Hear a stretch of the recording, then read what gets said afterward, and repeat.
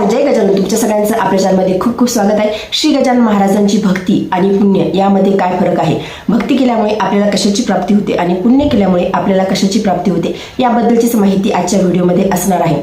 जेव्हा आपण पुण्य करतो, म्हणजे आजकाल सगळे जण पुण्याच्याच पाठीमागे लागलेले आहे. आपण प्रत्येक सणवार आले काही आलं की आपण यूट्यूबवरती देखील अनेक व्हिडिओ बघतो की हे दान करा, ते दान करा, म्हणजे तुम्हाला एवढं पुण्य लागेल तेवढं पुण्य लागेल. परंतु पुण्यामुळे कशाची प्राप्ती होते हे खूप जणांना माहिती नसेल किंवा 99% लोकांना माहिती नसेल की आपण जर का पुण्य केलं तर त्यामुळे आपल्याला कशाची प्राप्ती होते.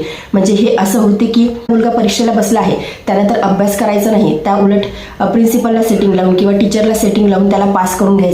एक्झॅक्टली पुण्याचं देखील तसंच आहे. आपण पुण्य जेव्हा करतो तेव्हा आपल्या विचार आपण शुद्ध करत नाही, आपल्या वाणीमुळे कुणाला त्रास होतो की नाही हे आपण बघत नाही, आपले जीवन आपण शुद्ध करत नाही, आपण फक्त पुण्य करतो. आपल्याला त्यामध्ये समाधान वाटते की अरे मी तर एवढं पुण्य केलं आहे, एवढं दान दिलं आहे, तेवढं दान दिलं आहे, म्हणजे गोरगरिबांना मदत केली आहे, कुठे कुठे सामायिक विवाह चालू असेल तर तिथे जाऊन मी थोडीफार मदत केली आहे, किंवा कुठे काही संस्था आहे, अनाथ आश्रम आहे, अशा ठिकाणी जाऊन मी दान केलं आहे, तिथे काहीतरी सप्रम भेट दिलेला आहे. म्हणजे आपण जेव्हा काहीही कुणाला भेट देतो त्यामध्ये आपल्याला असं असते की आपलं नाव घ्यावं कुणीतरी, की या व्यक्तीने आपल्याला ते सप्रेम भेट दिला आहे, त्यावरती आपण आपलं नाव टाकतो, मग आपण ते दान करतो. मग ते कुणाला कपडे असतील किंवा फॅन वगैरे दिले असेल त्यावरती आपण आपलं नाव आवर्जून टाकण्याचा प्रयत्न करतो.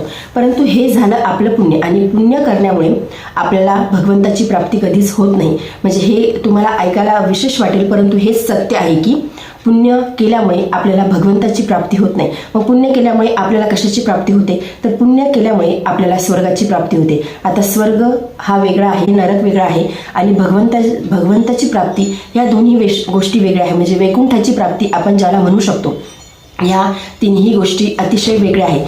पुण्य केल्यामुळे आपल्याला स्वर्गाची प्राप्ती होते, आपण स्वर्गामध्ये जातो. मग स्वर्ग असा आहे की स्वर्गामध्ये काय शक्य नाही, स्वर्गामध्ये प्रत्येक गोष्ट आपल्याला मिळते.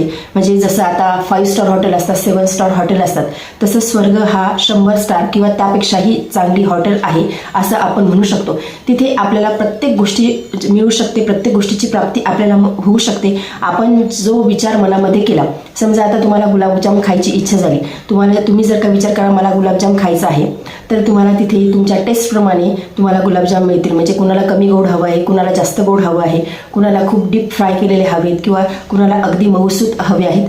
तशा पद्धतीने आपल्या सगळ्या इच्छा पुरवल्या जातात आणि आपल्या टेस्टप्रमाणे म्हणजे विदिन अ सेकंड आपल्याला त्या सगळ्या गोष्टी मिळतात. स्वर्गातलं पुण्य जेव्हा आपलं संपून जाते तेव्हा आपला टोटल हिशोब होतो. पुण्य म्हणजे हे आपलं एक बँक बॅलन्स आहे, आणि जसं आपण काही वाईट कर्म केले, काही वाईट गोष्टी आपल्या हातून घडल्या, आपण कुणाचा समजा मोठा घोर अपराध केला, तर मग आपल्याला नरकात जावं लागते. नरकाचं देखील तसंच आहे की ते देखील एक बँक बॅलन्स आहे. मग स्वर्गातलं बँक बॅलन्स आणि प्लस नरकातलं बँक बॅलन्स जेव्हा 0-0 होते तेव्हा पृथ्वीवरती आपला जन्म होतो.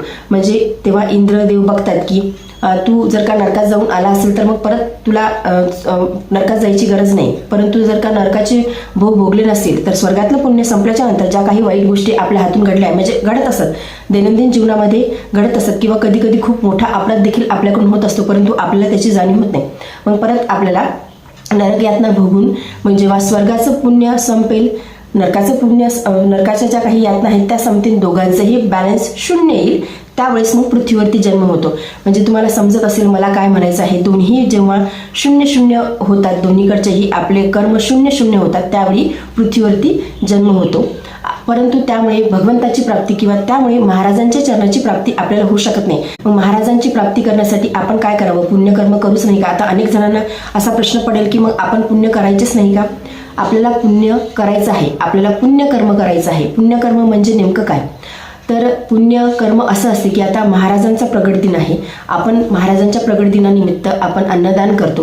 मग त्यावेळी आपल्या मनामध्ये कुठली इच्छा नसावी, आपल्या मनामध्ये एवढीच इच्छा असावी की माझ्या मनातली जी महाराजांच्या बद्दलची भक्ती आहे ती अजून मला मिळावी, महाराजांच्या चरणाची रज होऊन मी राहावं, महाराजांच्या चरणाची धूळ होऊन मी राहावं, महाराजांच्या चरणाची प्राप्ती मला व्हावी, महाराजांची प्राप्ती मला व्हावी, ह्या सगळ्या गोष्टी आपल्या मनामध्ये असाव्या. म्हणजे भौतिक जे जगातलं जे काही सुख आहे त्याची प्राप्ती मला होऊ नये. महाराजांची प्राप्ती जर का आपल्याला करून घ्यायची असेल तर आपल्याला भक्तीच करावी लागणार आहे.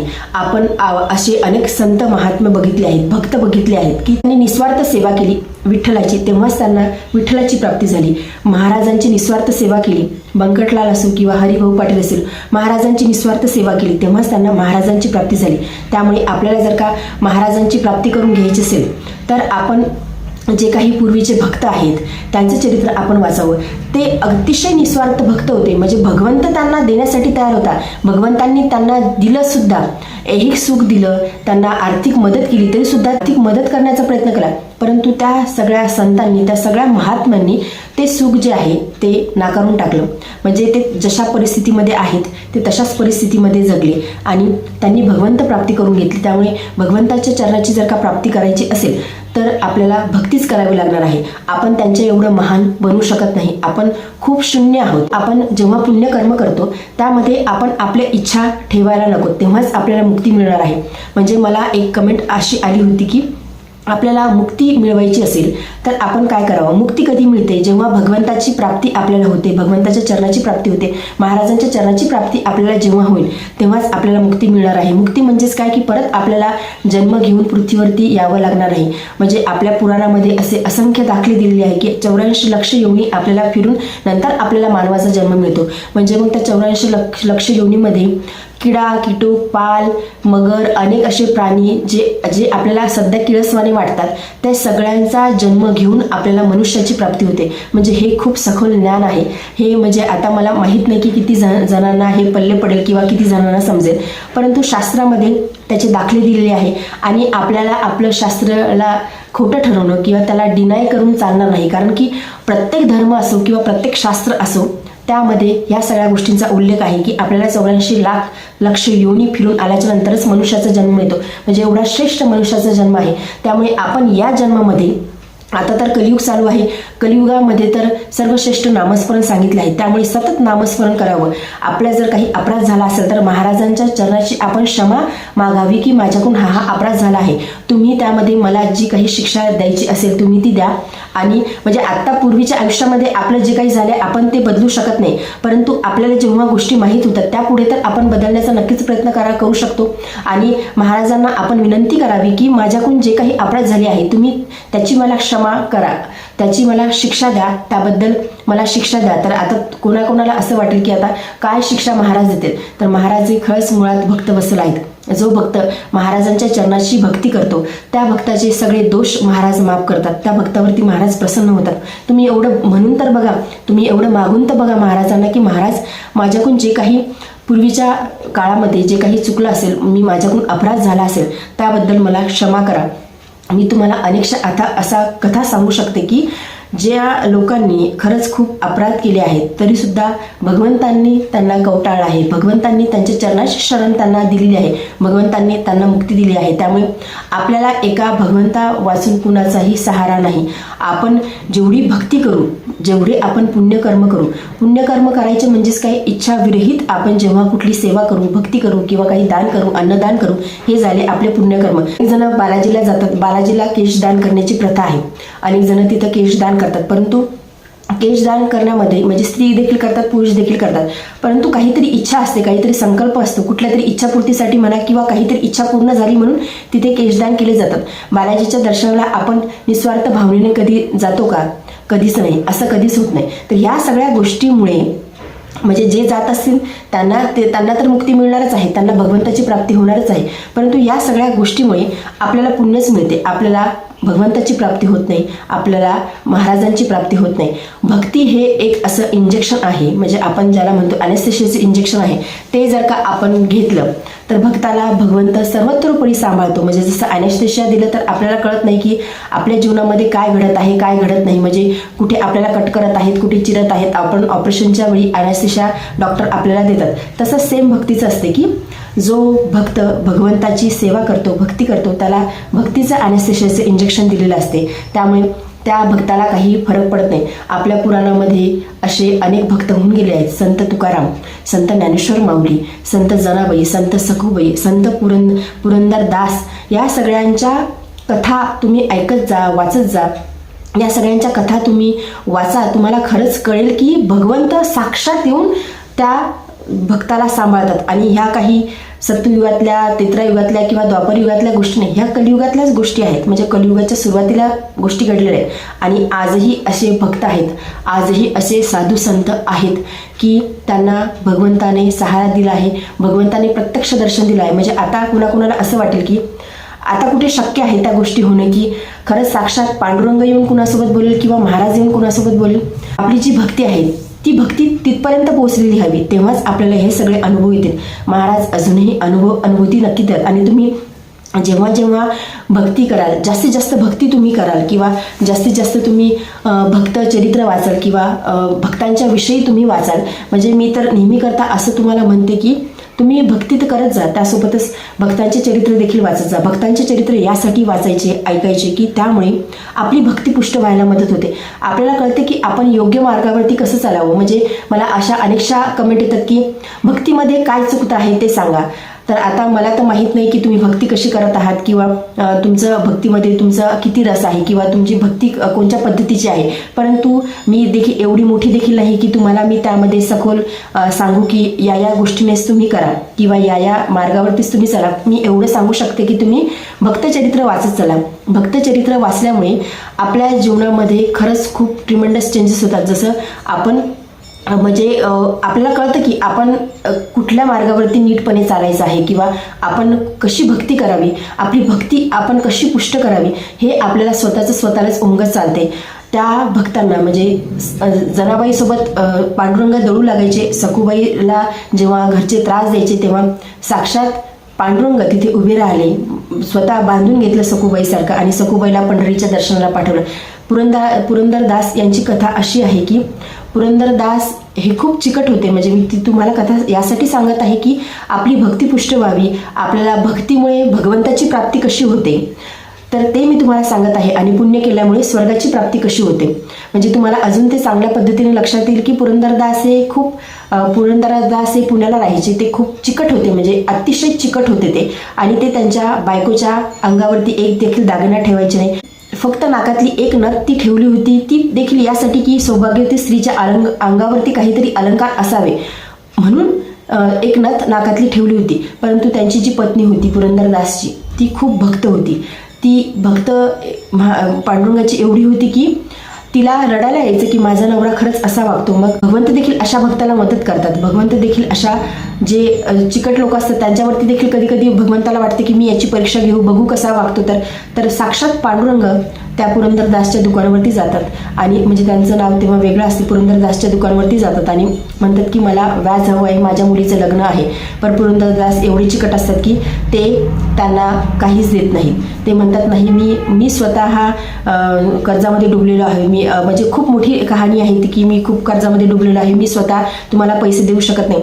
तेव्हा पांडुरंगाला म्हणतात, पुरंदरदास म्हणतात की तुम्ही काहीतरी घेऊन या, माझ्याकडे ते गहाण ठेवा, तेव्हाच मी तुम्हाला पैसे देईन. मग पांडुरंग जातात त्यांच्या बायकोकडे. बायको तर भक्तच असते, ती दान धर्म करण्यामध्ये पुढे असतेच. तर मग ते पांडुरंग विनवणी करतात. म्हणजे पांडुरंग स्वतःच्या रूपामध्ये जात नाही, म्हातारीचं रूप घेऊन गेलेले असतात की माझ्या मुलीचं लग्न आहे, माझ्या मुलीचं लग्न करण्यासाठी माझ्याजवळ पैसे नाही, धन नाही, तुम्ही मला काहीतरी मदत करा. तेव्हा ती म्हणते की माझ्याकडे तर काहीच नाही, फक्त एक नाकातली एक मोरणी आहे, ती मी तुम्हाला देऊ शकते, ती तुम्ही घेऊन जा आणि मग तुम्ही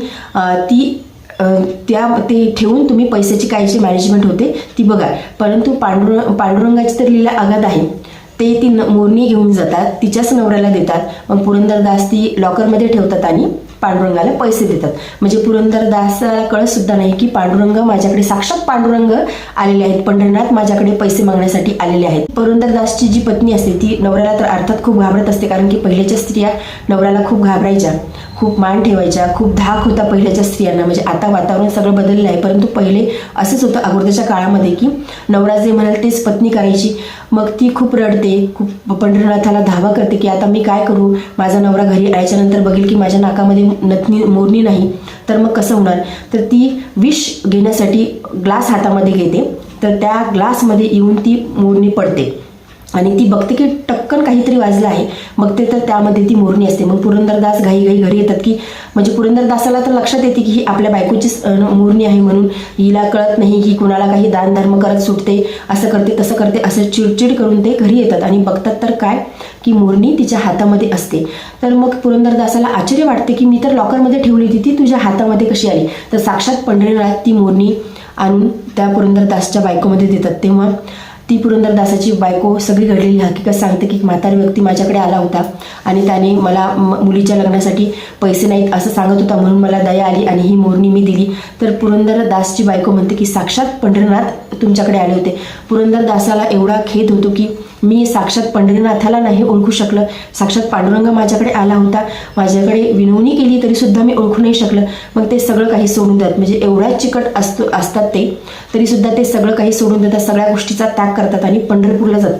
आणि पंढरपूरला जाऊन पांडुरंगाची माफी मागत ते म्हणतात की मला काहीतरी शिक्षा द्या, माझा जो काही अपराध मी केलेला आहे त्याची मला शिक्षा द्या. तेव्हा पंढरीनाथ म्हणतात की तुझी एकच शिक्षा की तू भारतामध्ये जेवढे काही म्हणजे नारायणाचे मंदिर असतील किंवा पांडुरंगाचे जे काही मंदिर असतील, म्हणजे विष्णूचे जे काही मंदिर असतील, त्या प्रत्येक तीर्थक्षेत्री जाऊन तिथे नमस्कार करून यायचा. तर मग पुरंदरदास म्हणतात की देवा ही शिक्षा आहे की देवा ही शिक्षा आहे की ही कृपा आहे.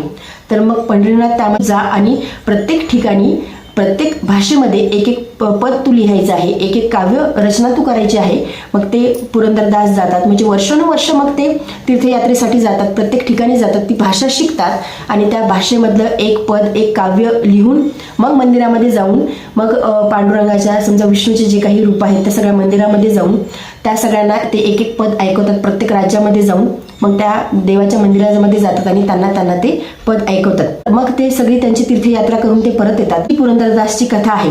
म्हणजे आपण जर का देवाला आपल्या काही शिक्षेबद्दल जर का आपण देवाला सांगितलं की तुम्ही मला शिक्षा द्या, देव खूप कृपाळू आहे, भगवंत खूप कृपाळू आहे, ते आपल्याला अशी शिक्षा देतात की जी आपण सहजरित्या सहन करू शकू. त्यांची कृपा प्राप्तीमध्येच एक शिक्षा असते. त्यामुळे आपण भगवंताला किंवा महाराजांना आपल्या अपराधाबद्दलची क्षमा मागण्यासाठी किंवा काहीतरी मला शिक्षा द्या म्हणण्यासाठी कधीही कसरू नये. पुरंदरदासची कथा तर तशी खूप मोठी आहे. पुढे पांडुरंग पुरंदरदासची परीक्षा घेतात, मग ते परीक्षेमध्ये कसे उत्तीर्ण होतात याबद्दलची कथा मी थोडी तुम्हाला पुढे सांगेल, कारण व्हिडिओ खूप लांब होतो. परंतु मला एवढं सांगायचं आहे की आपण आपल्या काही अपराध आपल्याकडून घडला, आपल्या लक्षात आला की काही अपराध आपल्याकडून झाला आहे, तर त्याबद्दलची शिक्षा आपण महाराजांना नक्कीच मागावी की महाराज तुम्ही मला काहीतरी शिक्षा द्या, माझ्याकडून असा अपराध झाला आहे.